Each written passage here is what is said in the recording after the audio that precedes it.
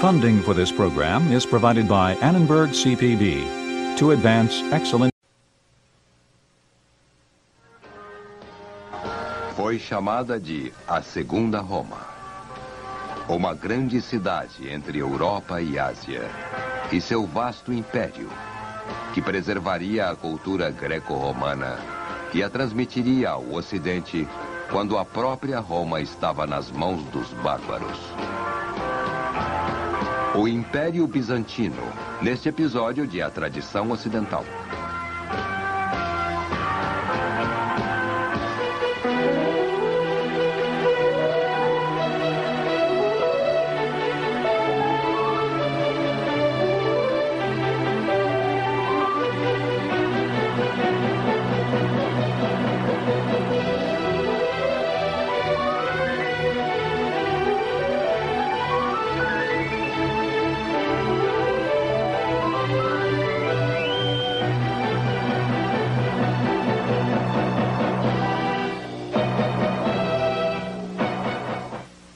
E agora o professor da Universidade da Califórnia, Eugene Weber, em sua jornada através da história da civilização ocidental.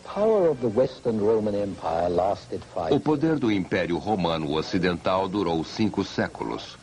O poder da Babilônia e a Síria bem menos que isso.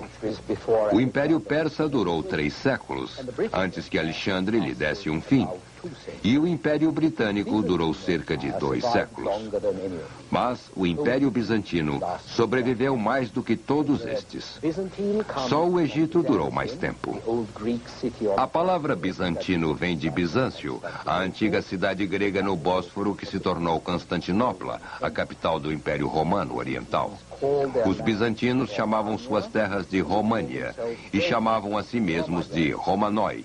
E seu império foi por muitos séculos o único poder civilizado em toda a Europa. Assim como atribuímos a criação do Império Romano a Augusto, podemos atribuir a criação do Império Bizantino, que era a Segunda Roma, a Constantino o Grande, que transferiu a capital do império para a cidade que levaria seu nome, tornou-o um império cristão, e o imperador ungido pelo Senhor. O Império Bizantino copiou e preservou muito da arte clássica, literatura e leis romanas que herdamos. E a importância do Império para a Europa Oriental é ainda maior, pois foram os missionários e o prestígio bizantino que civilizaram e cristianizaram os eslavos orientais, do Báltico aos Balcãs e além.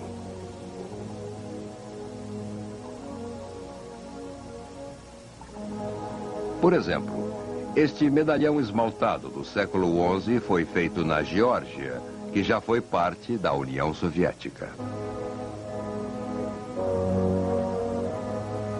Constantinopla foi inaugurada como capital imperial do Império Romano em 330 e sobreviveu até 1453, quando a conquista turca pôs um fim a uma tradição imperial e iniciou outra, mudando o nome da cidade para Istambul.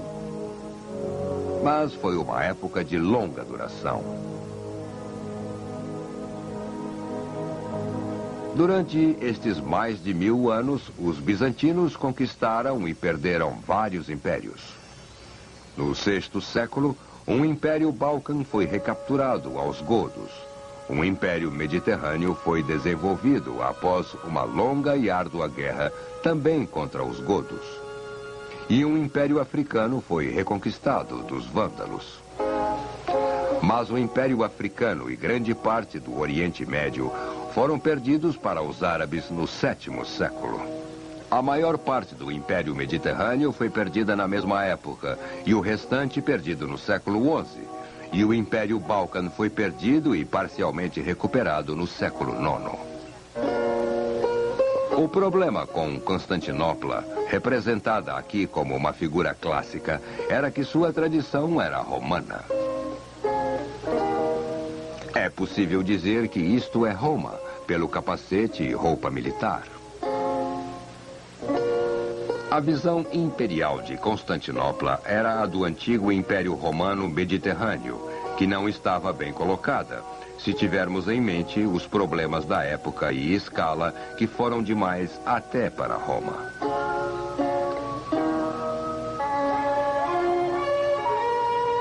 Um barco médio levava 1 ou 2 semanas para cruzar o Mediterrâneo de norte a sul, 15 dias de Constantinopla a Alexandria. Mas podia levar até 2 ou 3 meses de leste a oeste, por exemplo, de Creta a Cartago ou Cádiz. Portanto, havia obstáculos consideráveis para a realização das ambições imperiais bizantinas. No VI século, quando o imperador Justiniano, mostrado aqui, recuperou a Itália dos godos e a África do Norte dos vândalos, ele exauriu os recursos de Bizâncio, arruinou a economia da Itália e matou grande parte da população. Portanto, não é acidente que o Império Bizantino tenha chegado a seu ponto alto quando se tornou menor e mais defensável entre o VIII e IX séculos. Ele havia sobrevivido a novas ondas de invasões bárbaras, mas havia perdido suas possessões mais distantes para os árabes e eslavos, tornando-se mais compacto. Mesmo com o que aconteceu ao Império mais afastado, Constantinopla permaneceu o que Paris já foi, o que Nova York é hoje, uma cidade de luxo, moda e cultura. E também uma cidade de pecados, corrupção e tentação material. E tudo, independente do ponto de vista, representava grandes realizações.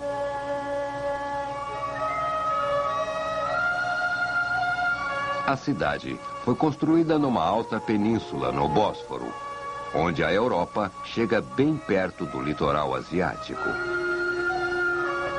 Entre a Europa e Ásia, Constantinopla era uma encruzilhada por excelência. Dominava a rota do Cáucaso e das estepes até o Mediterrâneo. E também a rota do Vale do Danúbio até o Vale do Eufrates. Os Balcãs eram seu quintal. A Ásia Menor estava do outro lado da margem e, além dela, a Síria e a Mesopotâmia. Constantinopla estava perfeitamente situada para servir como a capital do reino que conectava o Oriente com o Ocidente, a cultura greco-romana com o cristianismo e com a civilização oriental.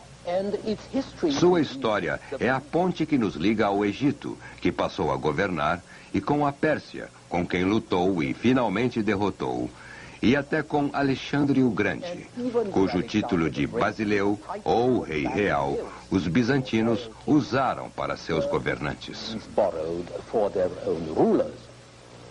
Durante séculos, Constantinopla era o repositório da cultura greco-romana e da tradição que construiria ao longo dos anos no Egito, Babilônia, Atenas, Roma e Jerusalém. Nossa civilização não seria como é hoje se a cidade de Constantino não tivesse sobrevivido para transmitir estas tradições.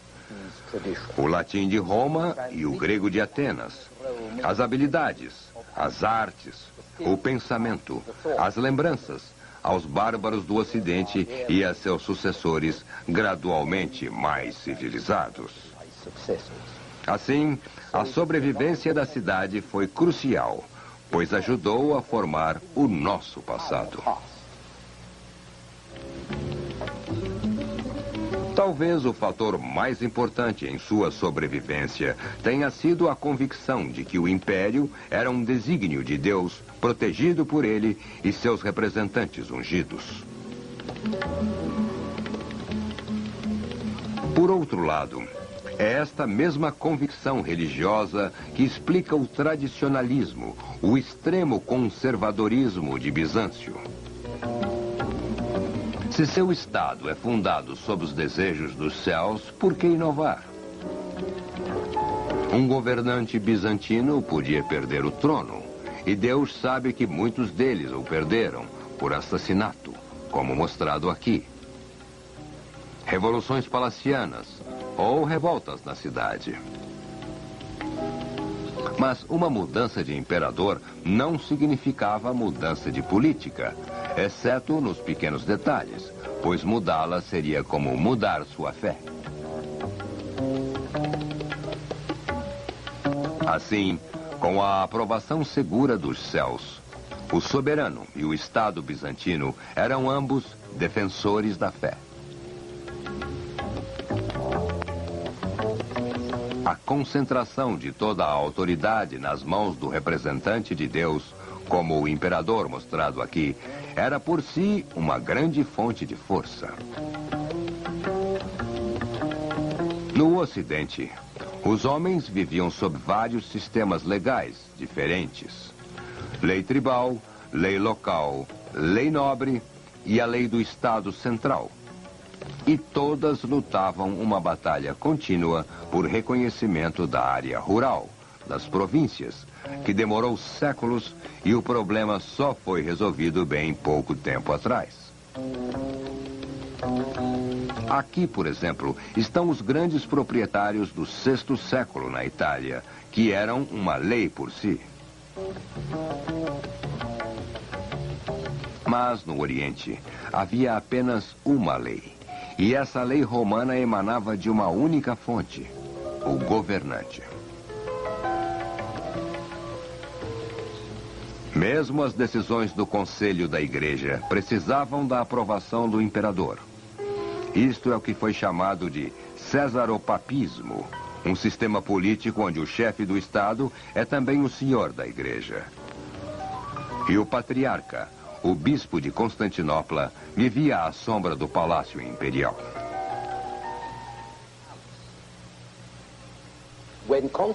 Quando Constantino morreu em 337, com seu herdeiro longe de Constantinopla, os restos embalsamados do imperador morto continuaram a governar o império durante o verão, outono e inverno, com mensageiros lendo suas mensagens perante o corpo, ministros fazendo relatórios ao corpo e súditos pedindo audiência ao corpo.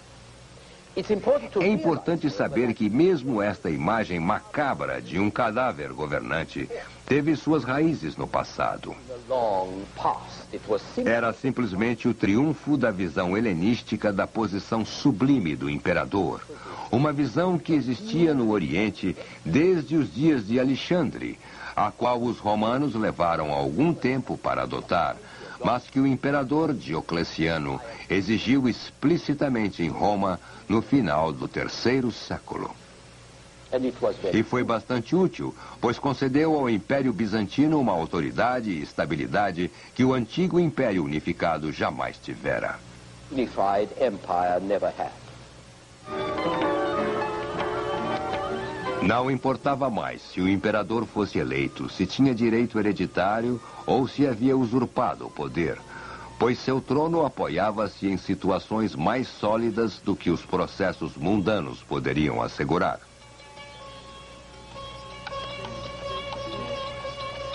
Ele era o ungido do Senhor, escolhido ao nascer para executar o desejo dos céus.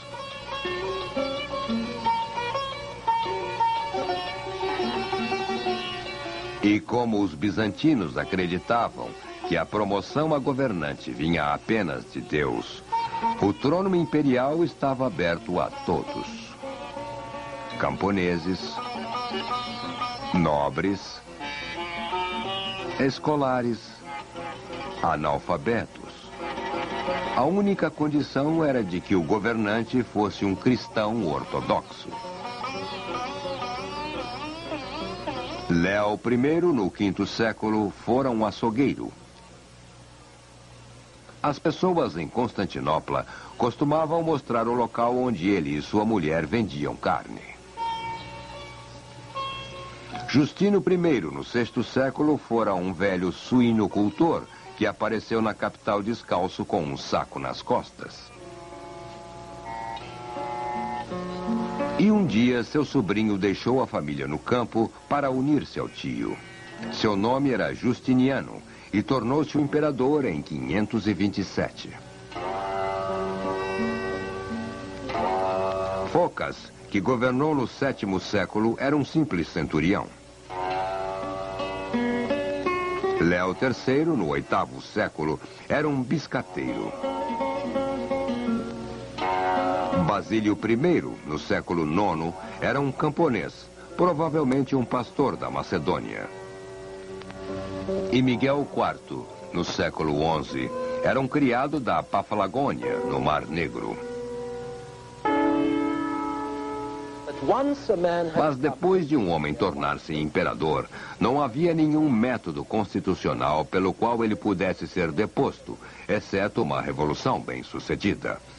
E novamente aqui, o fator do sucesso colocava o selo da aprovação divina sobre o homem que, se tivesse fracassado, seria apenas um usurpador e seria castigado de modo terrível. Os bizantinos sabiam que Jeová havia transferido seus favores de Saul para Davi. Acreditavam que Deus retiraria seu apoio de qualquer governante e aí todos saberiam, pois o governante fracassaria. E com esta crença, a revolta foi incorporada à prática constitucional. Como o historiador alemão Mommsen disse, o governo de Roma era uma autocracia temperada pelo direito legal da revolução.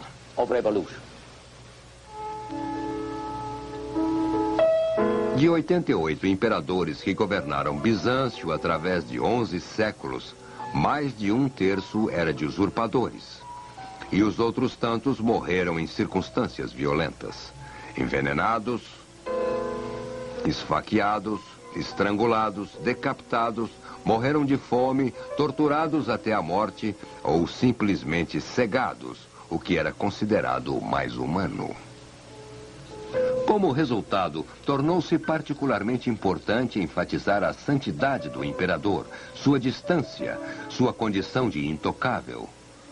Quanto mais vulnerável o imperador, maiores os esforços para fazê-lo invulnerável.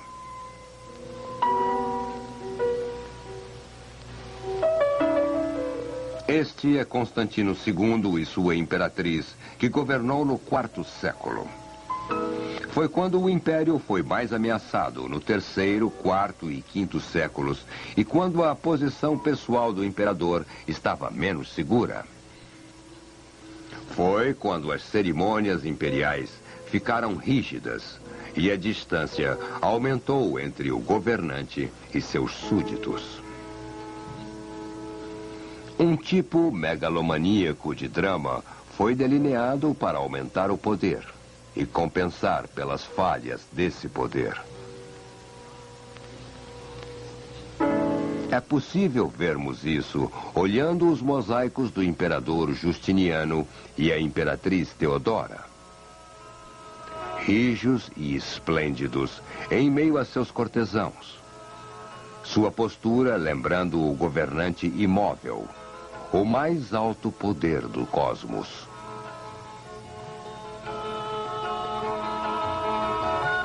Embora fosse muito importante que o imperador passasse a seus súditos a impressão de divindade, que poderia evitar que tivesse um fim pouco digno, era também importante que ele impressionasse os bárbaros, amigos ou inimigos.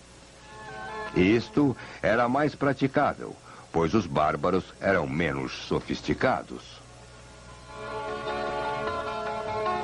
Imagine a chegada em Constantinopla de um senhor bárbaro das estepes, do deserto, ou mesmo dos países não desenvolvidos da Europa Ocidental. De repente, ele encontra-se nesse labirinto de ruas e humanidade concentrada. Os oficiais imperiais cuidam dele todos os dias, todas as horas, mostram a ele a cidade e, finalmente, o levam ao palácio para uma audiência com o imperador.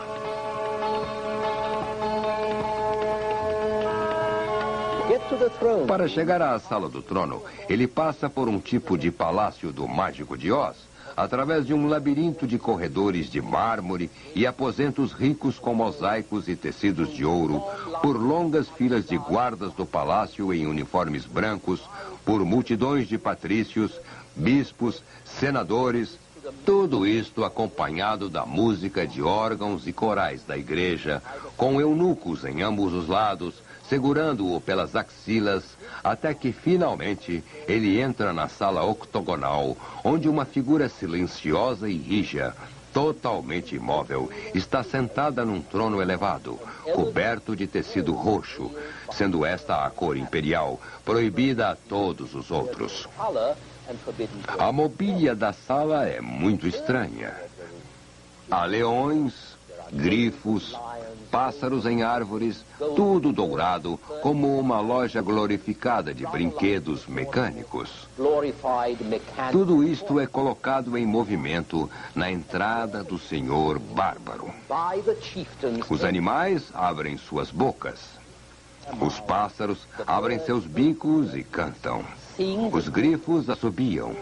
Os leões rugem e balançam a cauda. E enquanto isso, o visitante está prostrado. Quando ele se levanta, não consegue ver nem o imperador, nem o trono.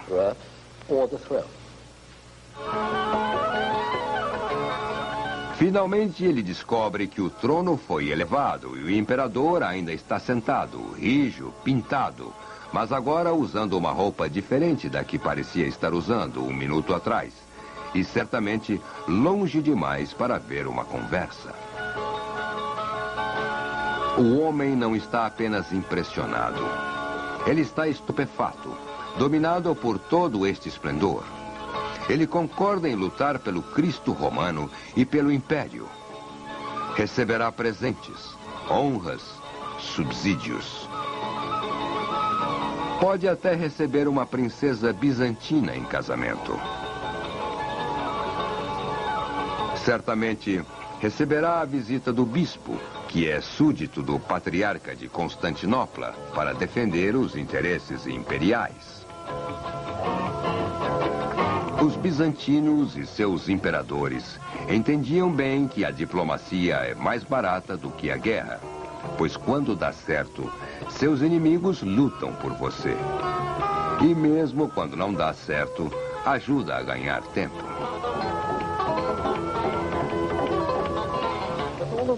Mas tudo isso exigia dinheiro, muito dinheiro.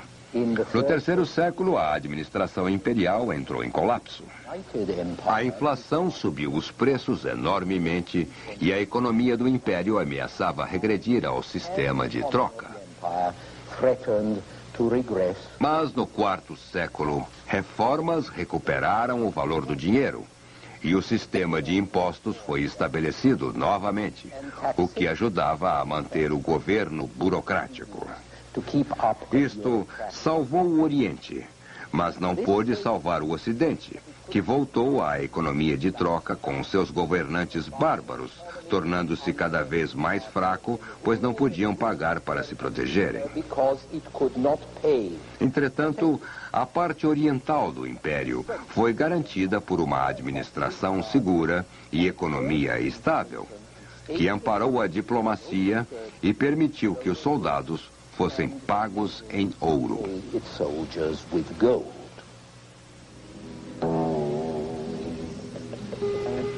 A habilidade do Oriente de cobrar impostos permitiu que o mesmo mantivesse um exército e marinha altamente treinados, que protegiam o império. A guerra para Bizâncio era algo muito sério. Assim, os bizantinos mantiveram e desenvolveram estratégias e melhoras práticas que para os bárbaros e os outros senhores do Ocidente nada significavam. Os bizantinos desenvolveram treinamentos, táticas e também armas secretas, como o fogo grego, uma mistura à base de petróleo. Parecia com o napalm, que podia ser atirada de barcos e muralhas. Provou ser fatal contra as frotas árabes e eslavônicas. E obtiveram grandes feitos com poucos soldados. Este medalhão comemora o triunfo do general Belisário da época de Justiniano, que reconquistou o norte da África aos vândalos com 15 mil homens e a Itália com cerca de 8 mil.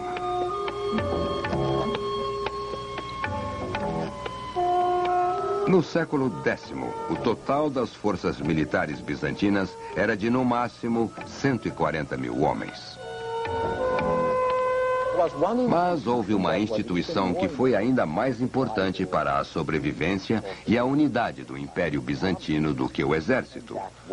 Foi a Igreja, que agora chamamos de Grega Ortodoxa. Grega, pois Bizâncio fora uma antiga cidade grega e sua sucessora Constantinopla herdara suas tradições helenísticas. Ortodoxa, because it alone, in its own eyes, represented correct doctrine. The Church's faith became the bond that in large measure took the place of a common nationality. And its position in society was crucial to the state in ways that the Latin Church in Rome never was. We shall see why and how in our next program.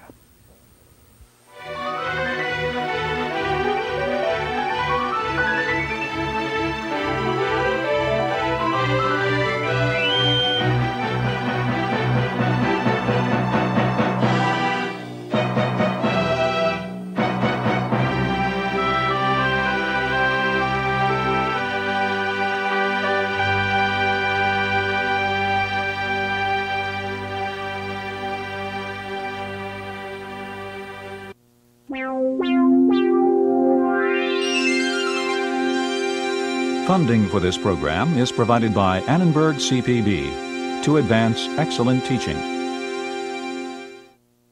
For information about this and other Annenberg CPB programs, call 1-800-LEARNER and visit us at www.learner.org.